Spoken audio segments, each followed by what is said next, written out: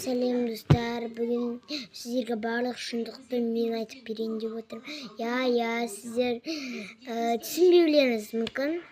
Мен сіздердің бүгін күшікпеттің шындығын айтып беретін боламын. Ұзақ зерттеуіме бір аптадай кетіп қалды. Әрине, сіздерге айтарым. Пэт ит емес, оның ішіндегі адам. Ол робот. Мен негізі күшікпеттен осындай күтпеп едім. Ол жаңадан шыққан фильм. Соны мен көремін. Көремін. Бірақ онша көре бермеймін. Маған онша ұнай бермейді. Маған не қатты ұнайтыным Смурфтер еді. Смурфтер. Мен күшікпетті негізі ішіндегі, мен просто оны ақылды ит деп ойлап едім. Негізі олай болмады. Сонда Худи деген бар. Ол нағыз мысық.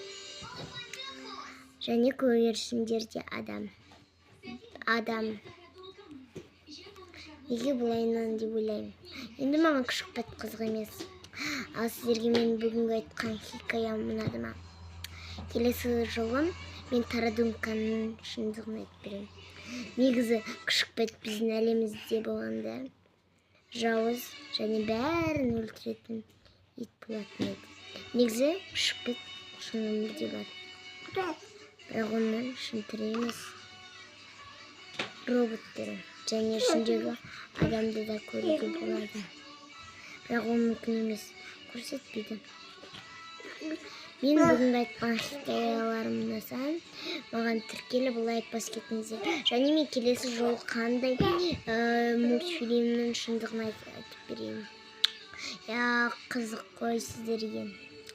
Әрине, маған да осылайынан мен 2020 жылдан бастап видео түсіре бастадым. Білмеймін, ол кездегі суреттерім қайда кеткен. Ладно.